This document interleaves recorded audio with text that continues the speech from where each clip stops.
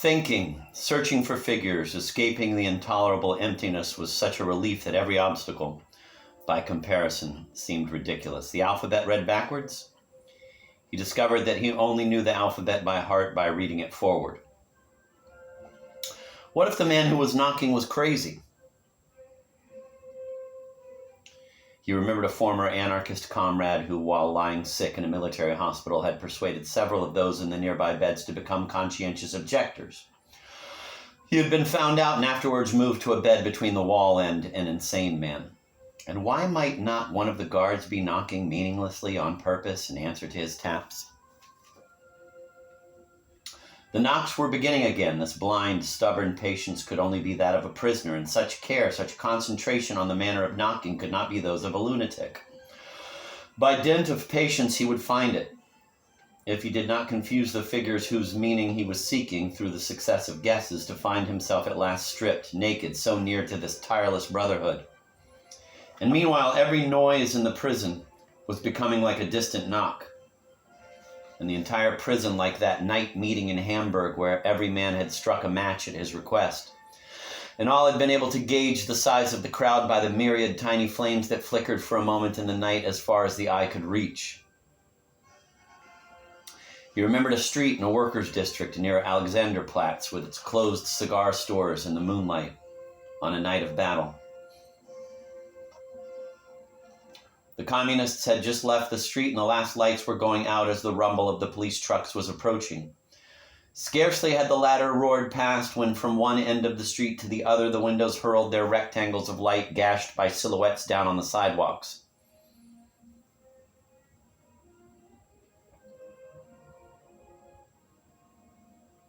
Holding back a little because of the bullets, the street population had appeared all at once with its tense faces and unbidden children.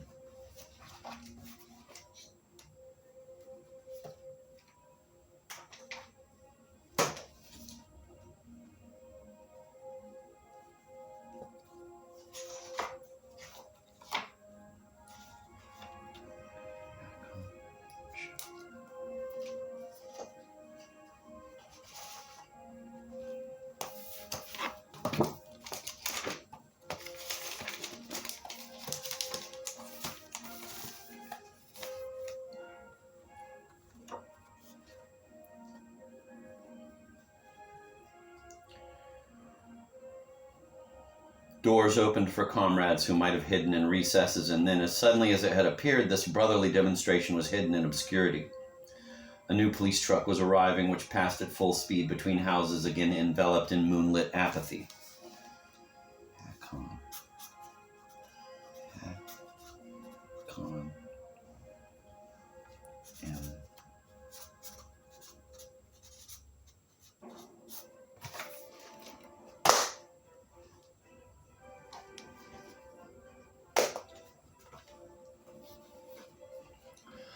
Hours were eaten away by the ant-like numbers and the occasional passing of the guards, and slowly, almost accidentally, as though it had taken shape within him of its own accord, the idea came to him that 5 might very well indicate not that not that I was the 5th letter, but that it was after 5 letters that the alphabet began. F would then be I, G 2, Z 21, A 22, B 23, E 26. Once more the other prisoner was knocking, and Kastner listened, following the knocks one by one on his fingers and spelling 2, G, 26, E, 9, N. Joy shook him, again outstripping his mind. He held his breath to the point of suffocation, and involuntarily his fingers sank into his thighs. He staggered back into the darkness. For a new sound was mingling with the knocks. The guard was approaching, slowly, calmly, indifferently, perhaps saturated with that boredom which the decomposition of the imprisoned exudes through the doors. A temporary prisoner among prisoners who would be released only by madness or death. 1, 2, 3, 4. Certainly Kastner could hear better from the cell than the guard from without. 5, 6. But the latter was approaching and would soon hear. 7. With his steps, time was rushing like a boiling torrent towards Kastner, was tearing out the tiniest fibers of his nerves. 8, 9. If the guard were to hear, not only would the man who was knocking be beaten, or sent to the vertical coffins, the cells in which the prisoner is forced to stand upright, but also the alphabet would be discovered. And Kastner felt himself as responsible as if the patience of the man who was knocking, the assistance which he was trying tirelessly to bring him, had been caught as in a trap by his ignorance, by his clumsiness.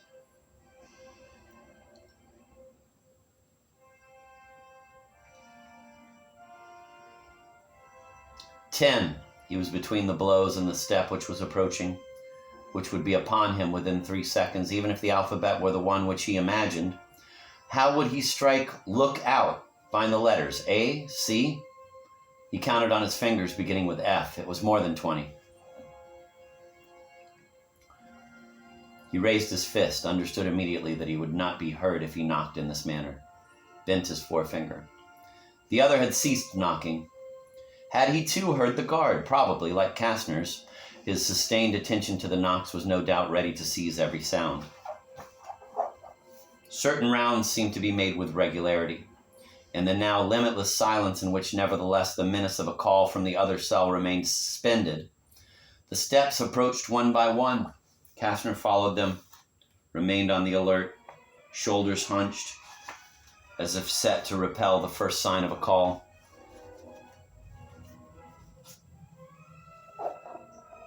His whole being taut with the mad straining of his willpower, as though to hypnotize his unseen fellow prisoner into silence.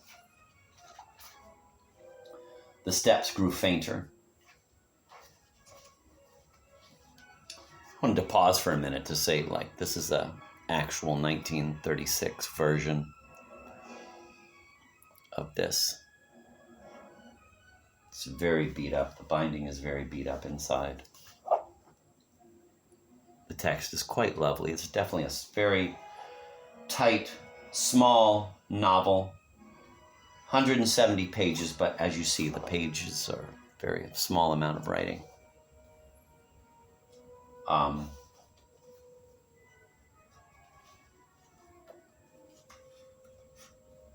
This copy comes from the Dearborn School Library. You see at the very bottom of that page to the right. And there you see on the left page, copyright 1936. And this is a first printing. And yes, it even has the little card in the back. Nobody's name on it. I'm going to have to put my name on it.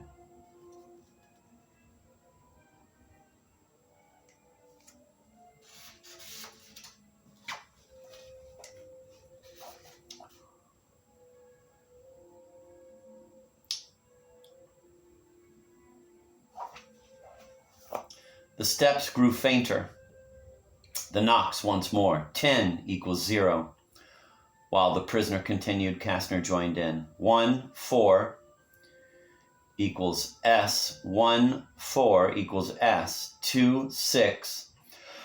In the depths of the prison shadows, they were tapping out together that word comrade, certain now that they understood each other, and yet neither of them interrupted the other. They went on to the end, each hearing both his own taps and those of the other, as they might have heard the faint coupled beating of their hearts. Kastner wanted to say nothing that was not essential, wanted to use only such words as would cling to the innermost being of a man confined within stone walls.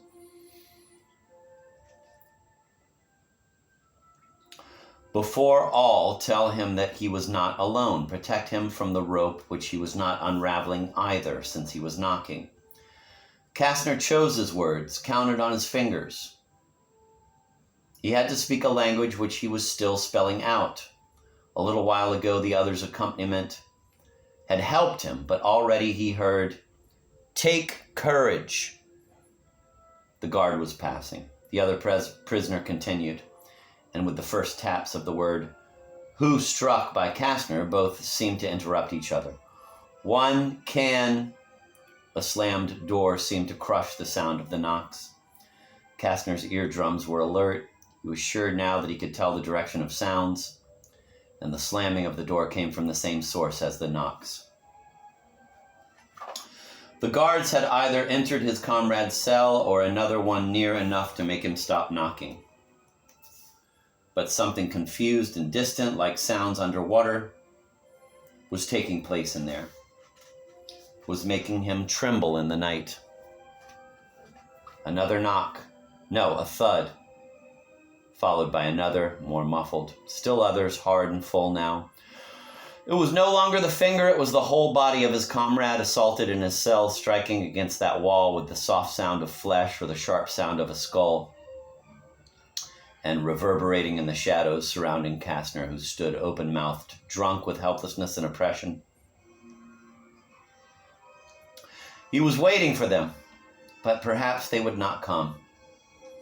No doubt they had heard only the other prisoners' knocks. They had been more numerous than his. Otherwise, they would have waited to hear who was answering, and already, but they did not come. Solitude was about to return. Deprived of brotherhood as he had been of dreams and hope, Kastner waited in the silence which hung over the desires of hundreds of men in that black termite's nest.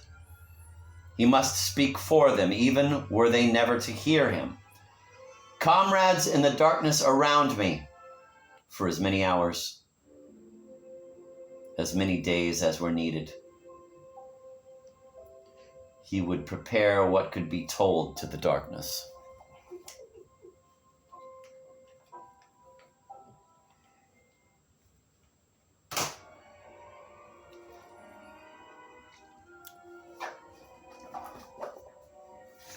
Chapter 5.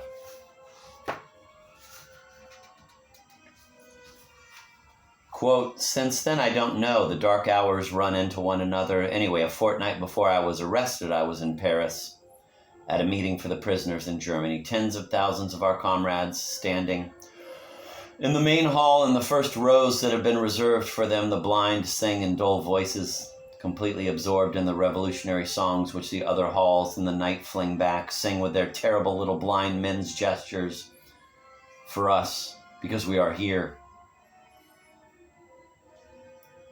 I saw the body of Lenin in the old hall of the nobility.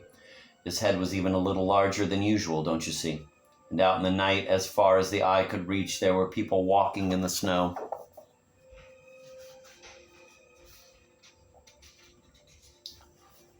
After passing in front of the coffin, or before, we waited in a nearby house when Lenin's widow arrived, looking for all the world like an old-school teacher. We understood that the deepest silence can become even deeper. There was the long wait, the anguish, and she felt that we were with her even in death, and with what little voice one can muster on such occasions. Don't you see, she merely said, and none of us expected such words from that old communist. "Comrades, Vladimir Ilyich deeply loved the people. You, my Chinese comrades buried alive, my Russian friends with your eyes gouged out, my German friends around me with your ropes, you in the next cell who have perhaps been beaten to death. What I call love is the thing that binds us together. I know how much strength it takes to do a good deed that counts. I also know that nothing will pay for what so many of us are suffering here, except victories. But at least, if we are victorious, every one of us will find his own life at last. And all those who have spurned the fellowship of men will know that they are alone. They will go home evenings to a room where they will still be alone, and they will carry with them the contempt and indifference of all and the uselessness of their lives, trailing them always like a dog. And then they will go and find a woman to live with, because one must live with someone. And they will go to bed together and produce children who will also be unwanted. And at last they will go and rot with the myriad seeds that have fallen barren by the wayside. At this hour, if it is dark outside as it is here, In houses everywhere, a hunted crowd is sitting or lying down in silence. For love is choice, and one has nothing to choose when one has nothing to give.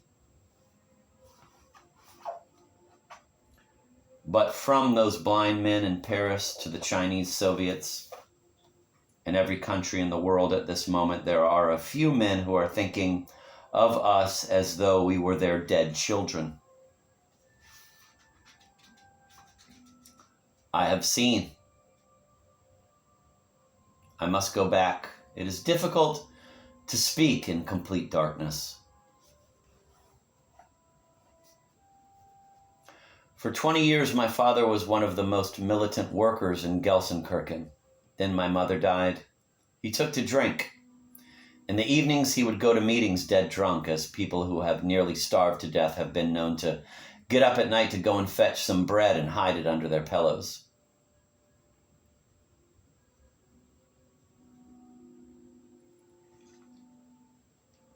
He would interrupt the speakers, act like a fool. And then again, there were times when he just sat quietly in the back of the meeting halls. The others knew him. And when he came in, they would look at him with sadness or exasperation, but they did not put him out. "It's a distraction," said a comrade ironically one day, not noticing that I was right behind him. It was my father who gave me my political background. Before all this, of course, when I first began to make speeches, he tried to give up alcohol, but he soon went back to it. His interruptions were like punches below the belt, and I had to put up with them through whole speeches, and it was then that I understood how closely I was linked to the revolution. He was working in the mine. One day when he was down there with 200 fellow miners, there was an explosion. The comrades on the rescue crews went below to the peals of an intolerable funeral bell. They were surrounded by flames, and in spite of their masks, were unable to save even all their own men. 2 killed and 1 missing. We all volunteered for the rescue work naturally, and before the pits, we passed the extinguishers and the sandbags to each other to the sole accompaniment of the ambulance motor, which stood ready and which waited in vain. The fire kept gradually advancing. A 3rd rescuer was killed. This went on for 40 hours. Then the inspectors and our delegates declared that carbon monoxide had completely filled the shafts, and they walled up the mine right in front of us, patiently.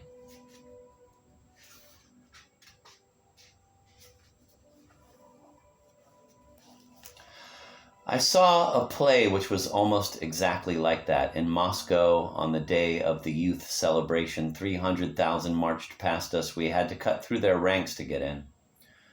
The show began at 9, and the procession had begun at 5. Between the acts, we went out to smoke, and the inexhaustible stream of adolescents was still passing, waving red flags that formed a bristling sea at the level of the windows.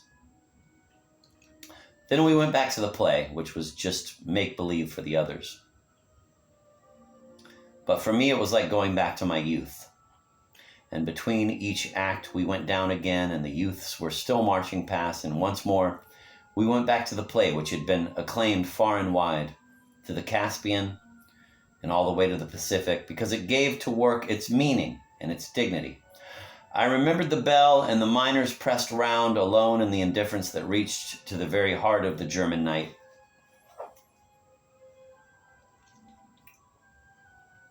And when it was all over, as I watched the throng that still prevented us from getting out, it occurred to me that all these youths were less than 20 years old, and that therefore there was not a single man, don't you see, among all those who for hours and hours had been converging towards Red Scare, not a single one of those men who had lived through the days of wrath.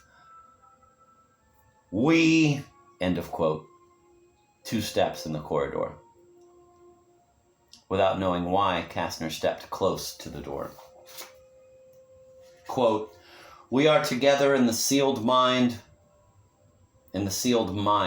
and our newspapers, which had no factory correspondents before, have all they want now that those who write to us run the risk of being thrown into these cells. And in spite of these dens of madness, there were 5 million no's in the plebiscite. Don't you see? End of quote. The door opened and the full light of the corridor burned right through to his brain. It streamed over his whole body, washed away the darkness which glued his eyelids.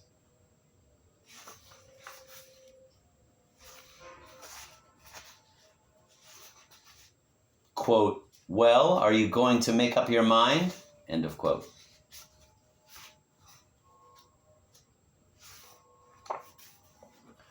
He finally managed to open his eyes, two red and green men with yellow spots which dazzled him. They became khaki, the SA uniforms, with their black swastikas on the white armbands, white, an overwhelming color. Kastner felt that he was being pushed aside. They were leading him through great yellow waves of light. They knew not now that he was Kastner. Should he try to escape?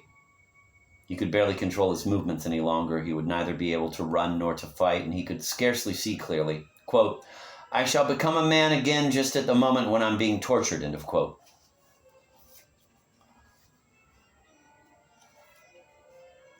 With his speech still beating within him like fettered wings, he felt himself moving forward like a balloon, swept upward by the pungent air that filled his lungs, by the full, free steps he was taking, by the light which had turned blue, as when one removes dark glasses, the ground floor, daylight, quote, in an hour, perhaps, if I have a chance, I may be able to kill one of them after all, end of quote.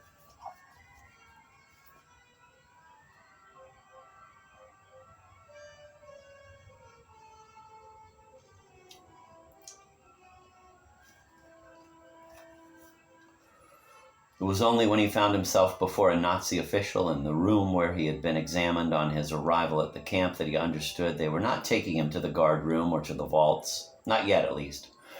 Was he about to be transferred? Aside from the dark cells, there were only the vertical coffins. The daylight shimmered over a face of which Kastner noted only the short, bristling mustache and the thick eyebrows, and over two dark-colored individuals in civilian clothes who looked like overcoats hanging from the wall against which they were leaning. Before them, a ray of sunlight full of motes glittered like a canal in the wind. Kastner signed a register. The Nazi handed to one of the overcoats an envelope and a package with the paper torn, in which the prisoner thought he recognized his suspenders. One of the overcoats opened it.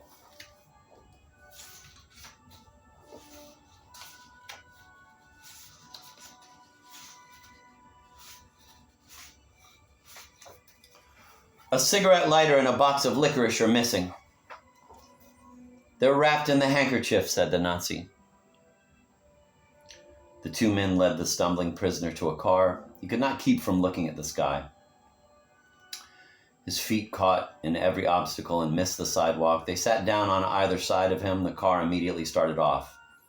At last, said the first overcoat.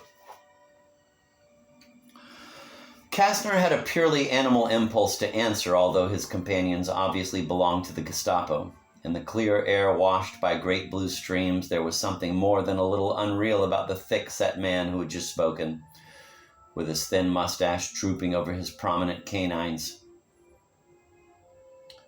As Kastner looked at him, his heavy features all seemed to become distorted, to turn into caricature.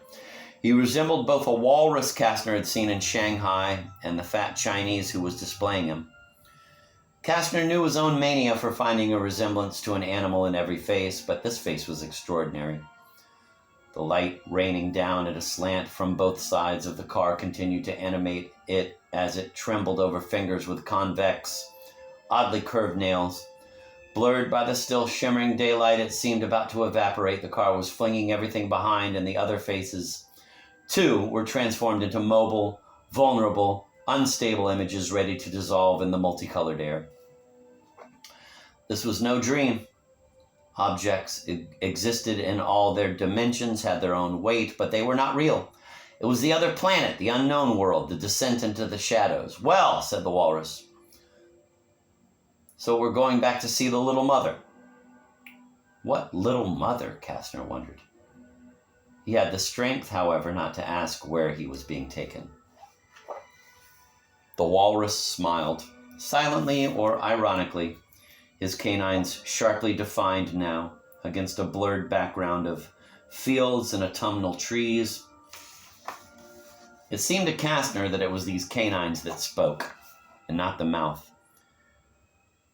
"Beginning to feel better, aren't you?" said the walrus. Kastner was humming the chant of the popes at a joyous tempo, and finally became conscious of it. His mind alone felt menaced. His body was free.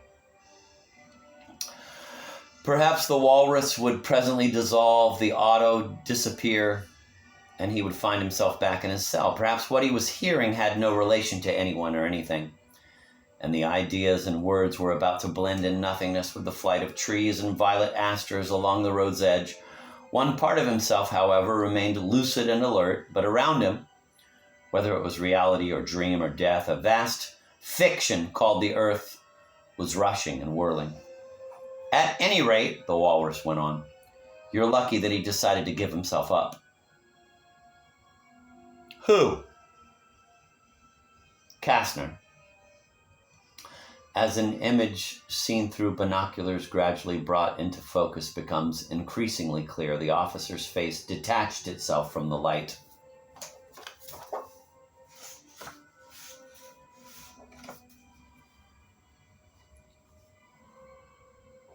Kastner suddenly recalled the scene of two red guards sprawling on the ground at the entrance to a village. Their sexual organs had been crushed between two bricks, and they lay dead in the Siberian dawn full of busy insects.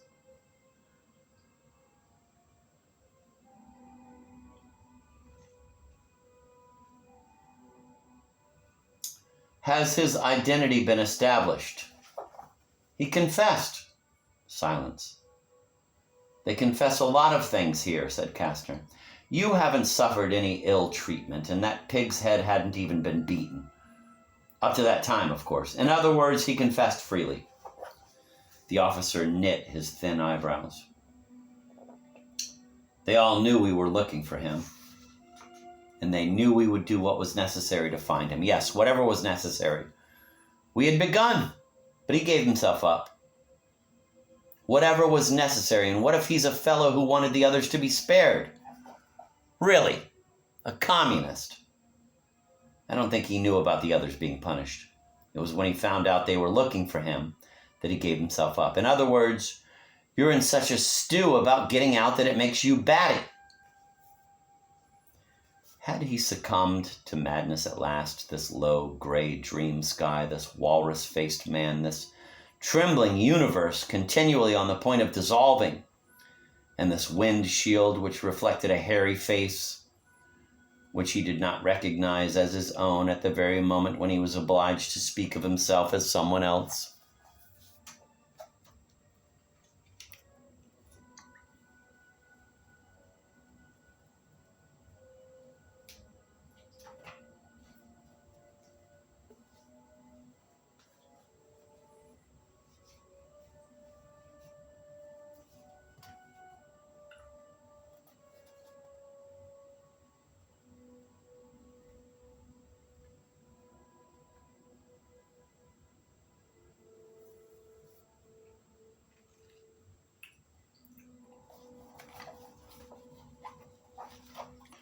"There are the photos, I believe, and he knew what he was risking," the walrus went on. "Where is he?"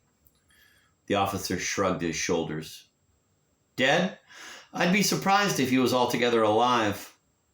From the way you ask questions, I wonder how the hell they got the idea you might be an important communist.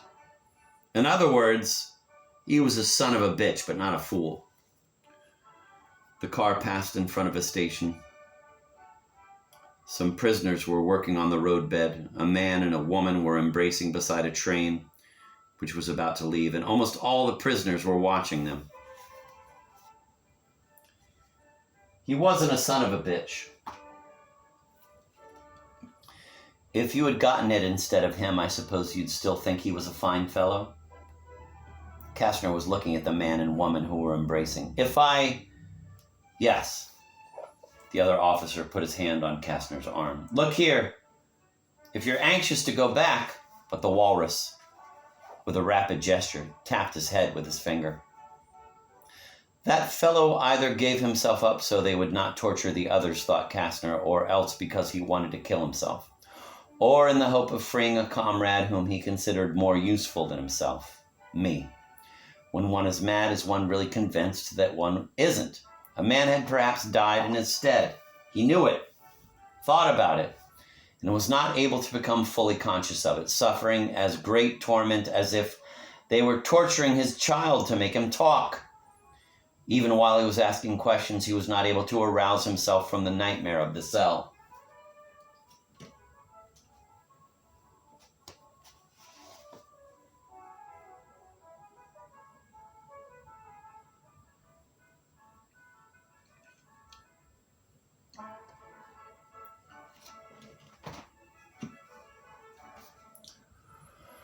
You don't happen to have his picture? The officer again shrugged his shoulders and made a gesture of indifference. What if it were not madness, but deception? What if all this was fabricated by the walrus to make him talk, or for pure pleasure? Since Kastner had left the camp, he had not felt himself in the realm of truth for a moment. But did he know yet what truth was? And if he didn't have connections with people whom a stranger has no right to meet, if he has any respect for hospitality, said the other officer, nothing would have happened to you. It was lucky for you that your legation looked into your case. They made a big mistake, though. Yes, the anti-Nazis were not without friends in the Czechoslovak legation.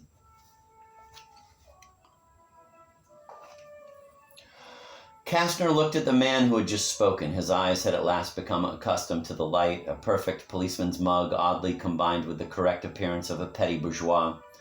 But if Kastner's eyesight had become almost normal again, his mind remained attached to the cell by 1,000 delicate spider webs.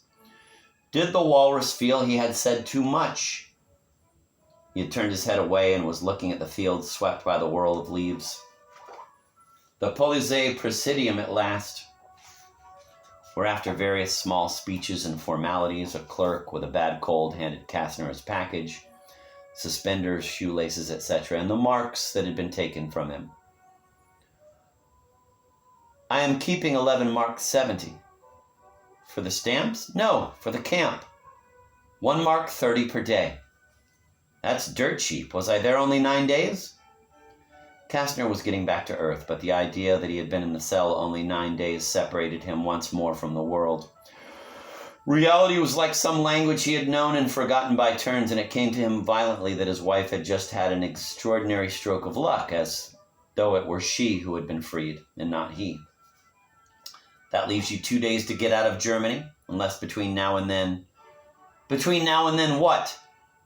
The sniffling clerk answered nothing. Not that it mattered much. Kastner knew perfectly well that until he crossed the frontier, he was not safe. How was it that the Nazis had accepted the identity of the one who had given himself up? They had the guarantee of death and perhaps strong and unusual reasons that he would never know. Whoever the man was, had he been killed before the documents reached the camp where Kastner was held? If it was Wolf, he would have had no trouble obtaining papers in Kastner's name. But he did not resemble Kastner. Kastner looked up. Above the roofs to the low, heavy sky, the airliners probably had not left the airdrome. He must take advantage of the expulsion, leave Germany as soon as possible to change his identity.